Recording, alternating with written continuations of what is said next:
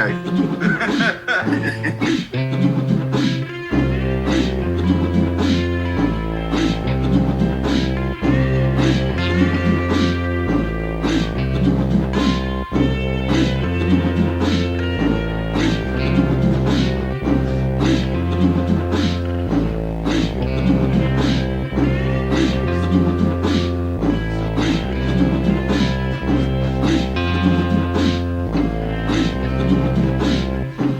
Charming noise. Recording is in progress. Ooh. You have the 3, pawn, number one. 2, 1.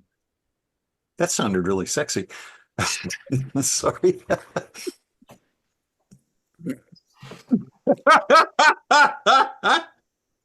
You know this is staying in, right? Yeah. Welcome back, ladies and gentlemen. I have no idea what we're doing today. Today we are addressing a classic, probably the classic drive-in movie, the one that has more mythology and legend to it than I think probably any film that has ever appeared in a drive-in, with probably the exception of I Spit on Your Grave or something like that. Oh, Elsa. But this one has a lot of mythology with it. And we're going to be talking about everything today. And that movie is Walking Tall. Who, I got to tell you, I was surprised by who sang the theme song to this. I was too. Yeah. And I'm sorry, go ahead. No, I say we'll get to that eventually. I was going to introduce us. We are the Turkish Diplomats. I'm Thomas, along with your host, Calvin and Paul. Say hello, guys, or something else. My body is ready. His brain is not. My glands are open. Thank you for joining us, ladies and gentlemen. The FCC will be in touch shortly with their lawyers. Hey guys, I want to share. The FCC has no truck over us here. No governance at all, huh? No governance at all. Yeah. So, like I said, No capitalist commune. Today's film is Walking Tall, a 1973 classic. Calvin, this was your pick. Tell us about it. Well, it was something you said during our review of Macon County Line that made me think of it. And I thought of this movie often, but it's not a bad movie like we normally do. But you had said that there was a mythology around movies like Macon County Line. Mm-hmm. Come up and because I thought that movie was going to be better than it was because I'd always heard about it growing up and things like that. But that made me think of Walking Tall, which came out just before Macon County Line.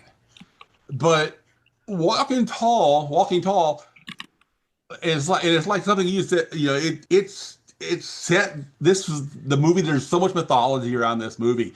It set the precedent for the hard justice movies that populated a lot of the 70s and early 80s.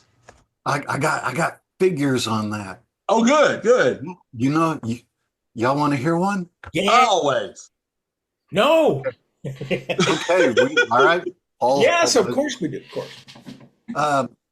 This hard justice genre, which appeared with Walking Tall, spawned a total of 29 known and like direct ties to it.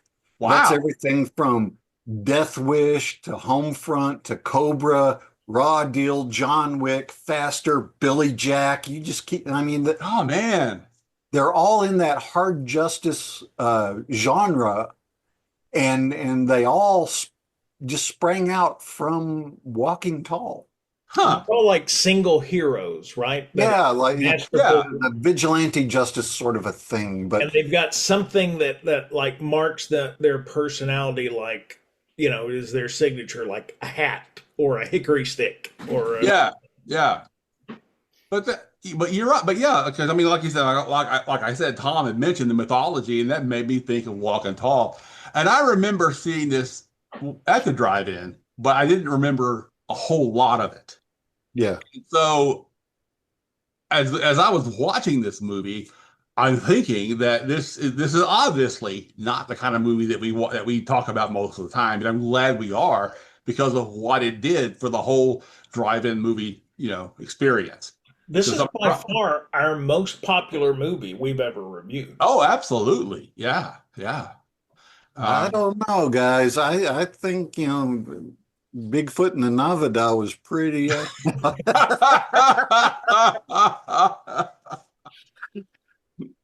And I like how at the end, the trailer comes up and says this movie was suggested by events in the life of the real Buford Pusser, which in the '60s he did some of what happened in this movie. Yeah. And he was also the consultant for the film. Yes, technical consultant.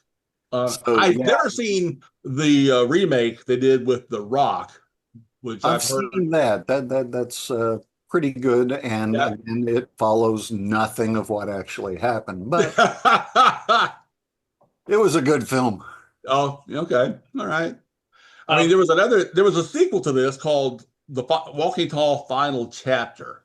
well, there were two sequels. Oh, okay. Okay. Yeah. They originally wanted Bo Svensson, uh, uh, Buford Pusser wanted Bo Svensson to play him, Uh-huh. and he didn't want to do it. And so they end up getting Joe Don Baker. Uh-huh. This becomes such a huge hit. And then Joe Yeah. Don Baker didn't want to do the second one. Yeah. And so Svensson jumped at it. Uh-huh. And the other thing that's funny about the sequels is that he had just signed, Buford Pusser had just signed a thing because this was a Bing Crosby production. Really? Yeah, his same company that made Hogan's Heroes.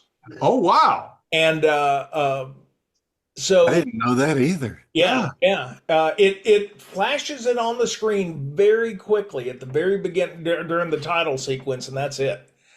Um, I don't think it's anywhere in the closing credits. But anyway, he had just signed he was going to play himself in the Yeah. sequels. Oh. Oh. And that's when the same day he had his car accident. Oh my gosh. And so they had to get Bo Svensson after that. Yeah. Okay. Yeah. And there were actually three sequels to this. Oh, there were three. I thought there was just the Yeah. one. There Wow. was Walking Tall, the original. There was Walking Tall Part 2 in 75. There was Walking Tall, the final chapter in 77. And then a made-for-TV movie, A Real American Hero, 1978. I remember that I now that remember you that. mention it, Yeah. but I didn't realize it was actually supposed to be following the Yeah, it was part of the franchise, I guess you How could they say. done? Okay, I remember Real American Hero. Wow. Of course, I was really big into G.I. Joe stuff then, and I was disappointed when it wasn't G.I. Joe. Yeah, let's not confuse it with the TV show A Real American Hero, which was Yeah, a spoof on superheroes. Believe yeah. it or not, I'm walking. So, who wants there to was, do the plot before, summary on this? oh, go ahead. I'm sorry, Tom. Go ahead. Oh no, I was just going to say, who wants to do the plot summary? If you got something else, though, throw it in Okay, there. I just want to say this one thing before we launch into that. I was thinking about something along this exact line, and I was reading some of the comments on IMDb. Yeah, And somebody on there wrote almost word for word what was in my head. If you were a kid growing up in the South in the 1970s, I mean, this was like our Gone with the Wind. I mean, everybody played Walking Tall at recess. And Billy Jack. and Billy Jack, Billy Jack. Got to do the kick, that roundhouse That kick. which roundhouse I kick, hell yeah! I want which I saw so one. many kids get ushered off to the first aid station. I pulled my groin. I put the Henry stick down. Yeah, but you round kicked a teacher. But yeah, Billy Jack, and that was another movie that I thought about, but Walking Tall, it really had to be. I mean, essentially, the plot line is not complicated. Buford Pusser comes back to McNairy County, Tennessee, after spending a few years on the pro wrestling circuit, but his wife and kids are tired of it, so he's going to come home, settle down. He was Wild Bull Buford on the side of his trailer. I loved that. But he decided to come home, and while he's having kind of a reunion with a friend from high school, a guy named Ludi, uh, Ludi drags him out. He keeps talking about, we got a shopping center now, and we got all this, and we're like a big city. And they pull up to this roadhouse called the Lucky Spot, which I have a story about a place called the Lucky Spot, but I'll tell it later. Uh, and he goes in there, and Mine it's children are listening. oh, it's completely PG. It's a good story, except for the incident. There was In our first season where we're just yelling out, "Greedy motherfucker." Yeah. but yeah, he comes home and his friend Ludi takes him out to like this roadhouse called the Lucky Spot, and then shows them that there's backroom gambling going on, and there's trailers, little campers parked all over the place, and it's pretty obvious that they're using the place as a place for prostitution. Lot And lizards. huh? Lot lizards. Lot lizards. And when Buford is in the gambling part, he sees someone try to cheat his friend Ludi. And when he calls him out for it, he gets the ever loving blue eyed shit kicked out of him, and And cut up real bad. and he cut up real bad with a switchblade. Why is it everybody in the 70s only carrying switchblades? Anyway, Because it was cool. I think it was the law. Actually, I know.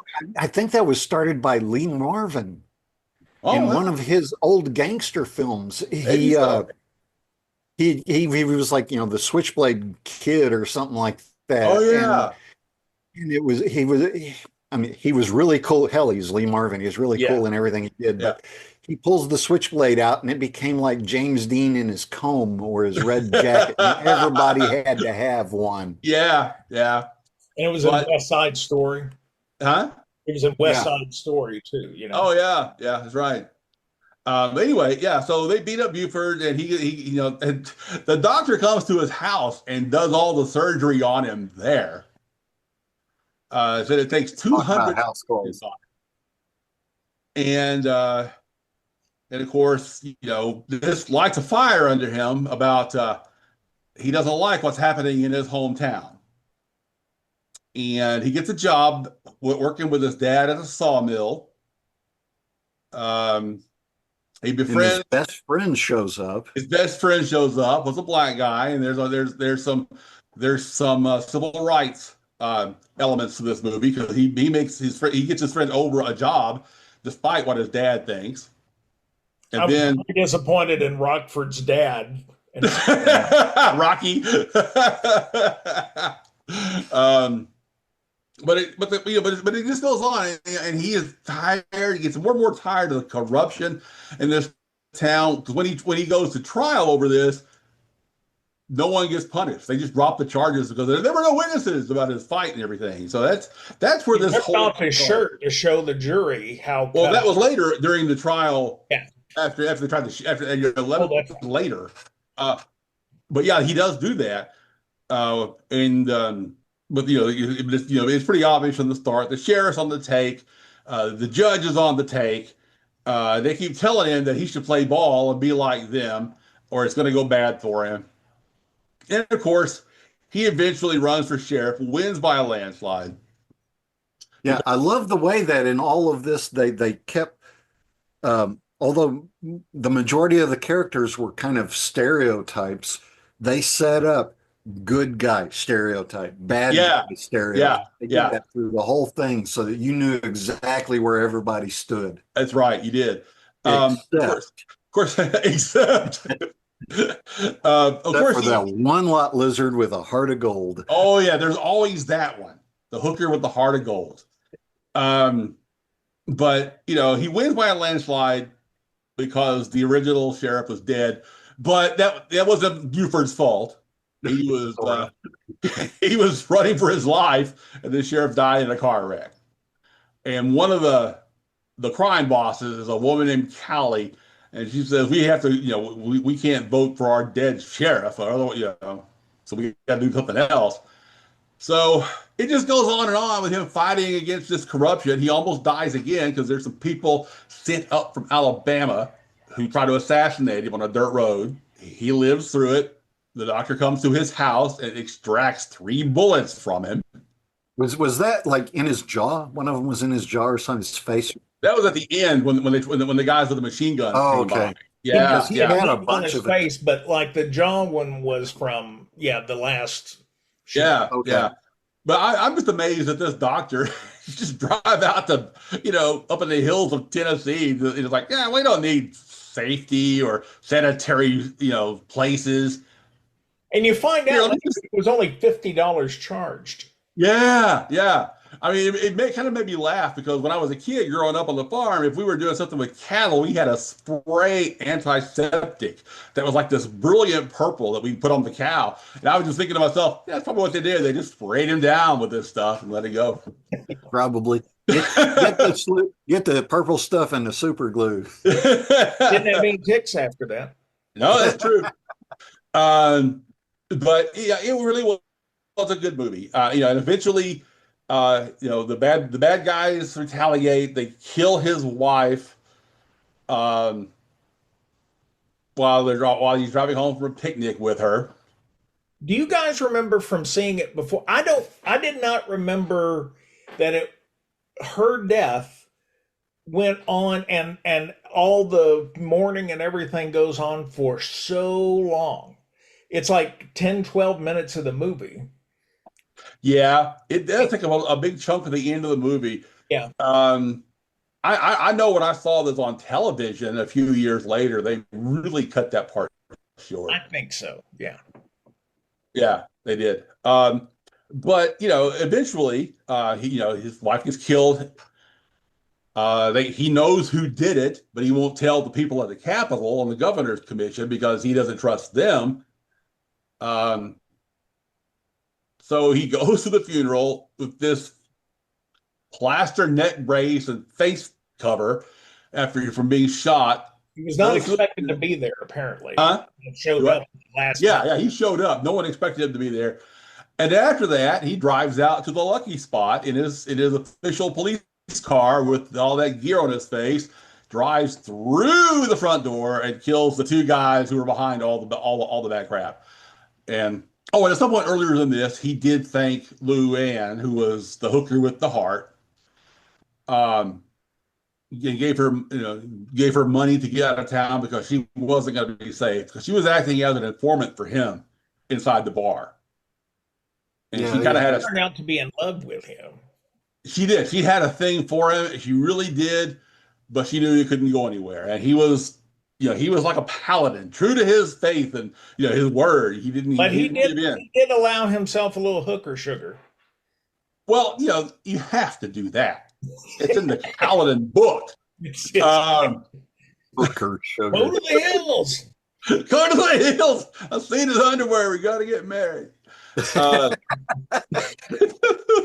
but it's a great movie, and it's just one of those kinds of movies that it's the everyman who stands up against corruption, and despite personal tragedy and loss, he still fights it. He doesn't give in, and it's one of those sort of heroic roles that you don't see a whole lot of anymore in movies. No, I think probably the last one that probably did anything about it was maybe John Wick. Yeah, I've never seen any of those movies. They're a fun romp on action candy, basically. Hmm.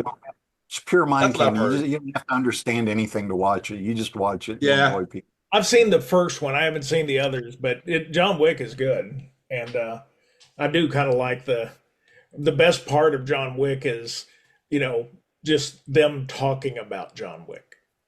Oh yeah. But anyway, yeah, that's it. That's just the movie. I mean, it's a guy standing up against corruption. He loses his wife. He almost loses his own life twice, but he doesn't give up. His kids, His his dog kids. gets killed. Yeah, the dog got killed because the dog was going outside to fight the bad guy with him. Uh, And and like John Wick, they killed his dog. they killed his dog.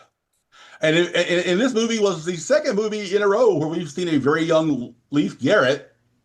That really Oh blew me yeah, up. Like, yeah. I think I said Leif Erikson Yeah, earlier, didn't this is the Leif Garrett season, apparently, it is because he played a kid like a good guy's I? kid in both movies. in Macon County line. And Yeah. you know, when I'm watching the whole film, and then it gets to the point to where he's in the hospital. He's got the jaw cast on, Uh-huh. and the cops are getting ready to go on their rampage of revenge.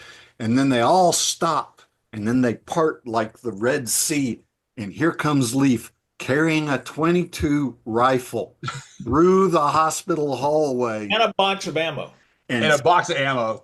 a box of ammo, and he sits down by his daddy's bed to guard him for Yes. the night. And I was like, that right there, that is absolutely Leaf's finest acting moment. That's his finest moment. Honestly, I thought they were gonna, somebody was gonna say, "Oh my God, I think he's gonna put him down." Oh my God, I'm watching Old Yeller. What happened? Why are you putting a leash on your daddy? Old Buford. Our dog Buford got the rabies. Had the hydrophobia, as my dad used to call it. Had the hydrophobia. Can you guys believe this film was made for like $500,000 Yeah. and it grossed over 40 million? Oh, and that's at like $1973. So today it'd be huge. Yeah. Yeah, that'd be several hundred million today. Yeah. But it set Buford Pusser up for life with royalties. Oh yeah. As short as that was. Yeah, about for the next 2 years he survived. Well, it kept him in gambling. Yeah, it was, like the real story. It's not that different. In fact, I mean, there's definitely differences, things that they played with, some characters they combined. Yeah.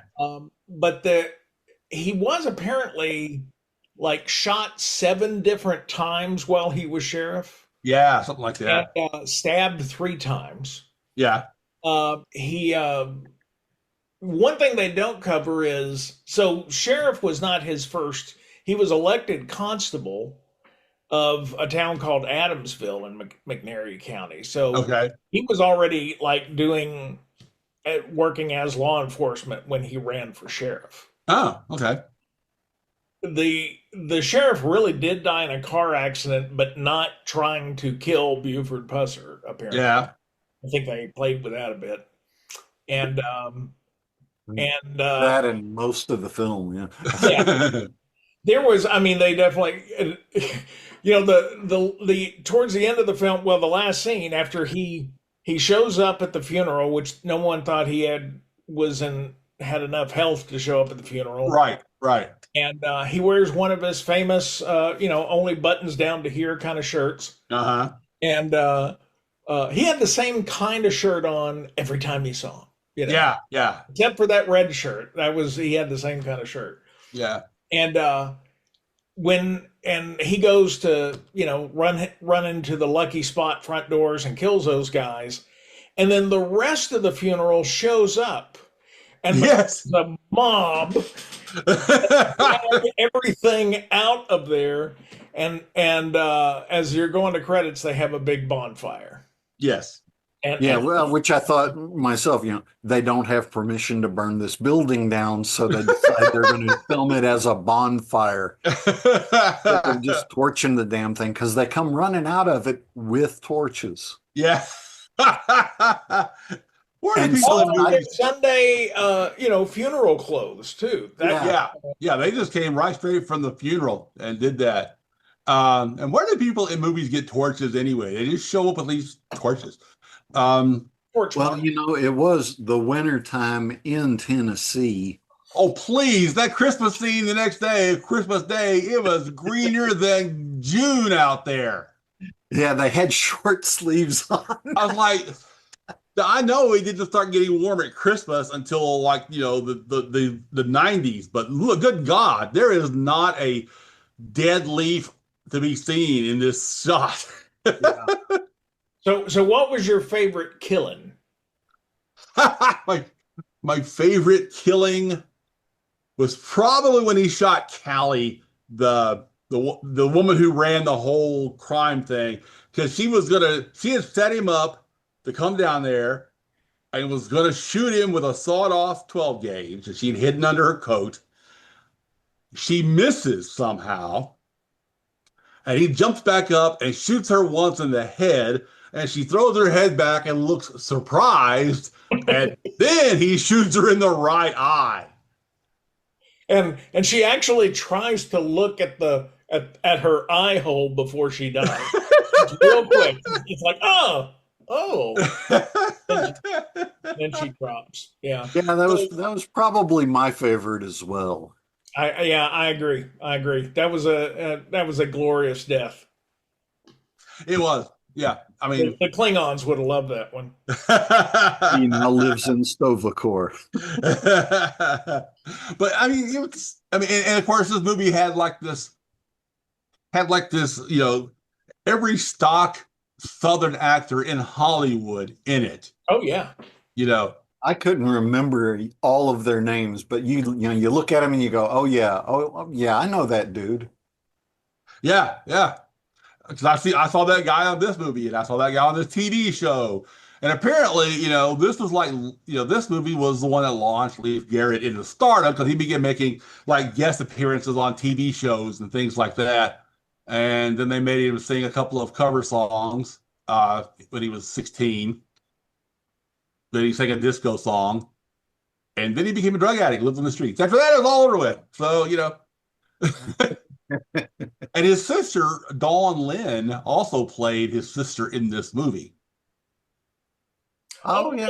Yeah, their parents were Hollywood parents doing their damnedest to make their kids famous. Oh wow. Yeah. And Paul, you'd already talked about Noah Grandpa. Yeah. Yeah, which he was really good in the movie, by the way. Like I said, it was a little upsetting to hear him use some really charged racial language, and Buford does too, at like a less opportune time to use that language. Yeah. Yeah. Uh, there's a scene where so his best friend, who is black, that they hired on at the sawmill, he comes out and wants to make him. Well, first he comes out because there's several men died drinking bad moonshine, Yeah. and like eight people died. Eight They're people. all black, and he goes, and it's in the next county over, and he goes over to see, and they pretty much, he didn't even question the evidence that they supposedly had. Was, I mean, he grabs this old fella and like holds his jaw and Yeah. says, "Who did this?" And he says the name. Well, that's all the proof they need right there, and They and go off on a tangent. Yeah. and so he goes and finds his friend because he thinks his friend will know, I guess where any other black people are. Well, where the still is, because they were run by, the stills were owned by the black guy who owned that club. His name was Willie Ray. And by the way, I did not like the fact that they kind of like, well, it's bad moonshine. They're from Arkansas. Yeah, yeah. I was like, I was "What the offended. hell with you? We can make I it." was offended. That's right. I So got stories about moonshine now. he makes he makes he makes his friend a deputy, which Obra. Yeah, his name was Obra. Obra. Obra. oh, Yeah. yeah. And which I thought he was saying okra at first, and I thought, well, that's a terrible name for a person. Well, that's why I keep closed captioning on. Uh, so yeah, he becomes his deputy and becomes a big part of the movie. But I mean, even he says something just awful to this guy, He to does. his friend. Yeah, And uh, anyway, yeah. it was a kind of a weird aside in the movie, but I guess maybe Buford actually did that, so they left it in. I guess. Maybe so, and plus it was a very emotionally charged thing, and I kind of think scene, and I think that line was there to make Obra angry, Yeah, not at Buford, but at what the other people had done. It was just to rile him up right. and get him to put on that gun and badge. And this was like the first case, which Buford tries to solve, and he has no search warrants. He got nothing. So those 8 guys all died with quote unquote, no witnesses or nothing. There was no justice done, and that's kind of what put him in the mood to run for sheriff. Right. It was well, wait, no, he was already sheriff at that point, wasn't he? Yeah, I think he was sheriff I'm already. sorry, I'm really high. Um, That's quite all right. So am I. Uh, Thomas pointed this out at the beginning, at the very end, the song credit starts, and I kept thinking, I know this voice. I know who's singing this. I've heard this voice sing Christmas songs. yeah, I did the same thing. I was like, is that? It was like Okay. that's Johnny Mathis. Like that's Johnny Mathis. And the 2 songs, the girl and Willie Ray's Bar.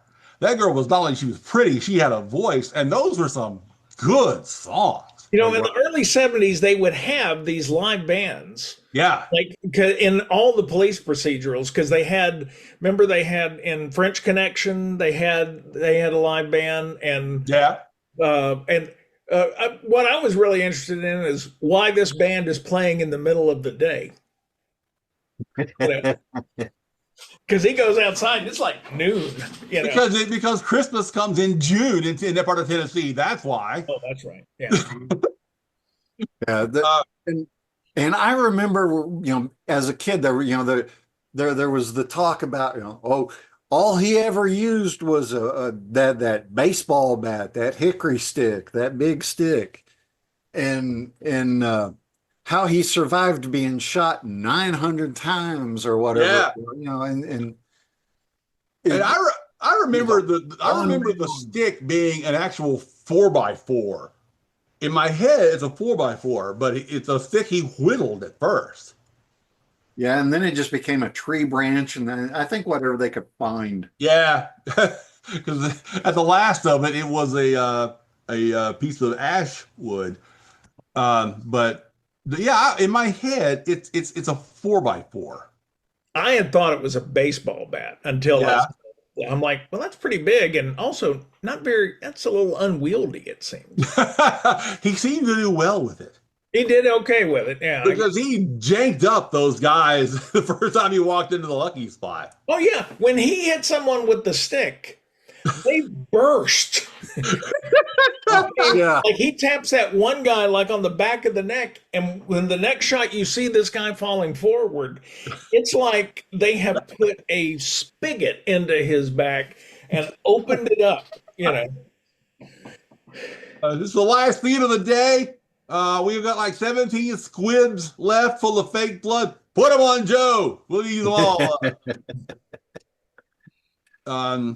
But yeah, there's like you said in the beginning, there's this mythology. I thought he had a 4x4.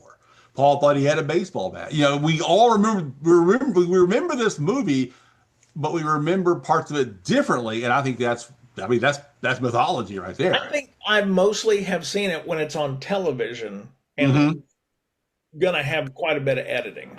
I went with my friend Cletus. My God, that's his God. That was his God-given name, Cletus. And his parents to the White River Drive-In in Batesville and saw this and Billy Jack in a double feature. Oh man, that would be Yeah. popcorn through a night, man. I like I was like in the fourth grade, and of course, you should not have seen this in the fourth grade. I can tell you. oh please, Cletus's mom and dad would sometimes have us park across the highway from the drive-in where we could still hear the speakers, so we can watch the movie for free and listen. And I watched 1972's Adam and Eve, Oh, sitting in the back seat of the car with Donnie and Margaret in the front seat, and Cletus, me and Cletus in the back. that's when he became a man. That's right. And Cletus stopped talking to him. I can tell you stories about that boy. He didn't have all his lights on his tree. Like, hey, it's good to talk to you after all these years, Calvin. And he started putting the Started putting the clown makeup on. But yeah. I mean, I saw this in a double feature with Cletus and his parents. And of course, like in those days, you'd take a pickup and you would like throw a couple of blankets down in the back and you'd sit in the back of the truck. And that's how we watched it. I think the first nudity I ever saw was I think we were at a souvenir shop in Florida, and out the window you could see the screen for a drive-in theater. Oh yeah. And I said, "Oh look, it's a drive." I had never seen one with the movie playing. I said, "Oh, it's a drive-in screen," and just as Mom looks, nudity. She goes, "Oh, good Lord!" I'm like, I actually worked at our drive-in. Mom, it's not that bad. I actually worked at our drive-in there in Batesville when I was in high school. I wasn't an official employee. My friend Mike was, and every night he'd want to take off work. He'd pay me out of his paycheck to thread the movies, run the movies at the drive-in. And the guy that owned the place, his name was Old Man Worthen. He thought I just worked there. He didn't know any difference. I was 14. Less than a minute now. Yeah, I was 14. Anyway, we only got about a minute left. Tom, anything you want to wrap us up with? Well, like we've been saying throughout all of this, it is a good movie. It is a drive-in classic. It's the king of the mythology on drive-in movies. Yeah. And you can hear this podcast at half dozen different places, maybe. Podcast places. We're on Spotify now. We're on YouTube, of course. Yeah.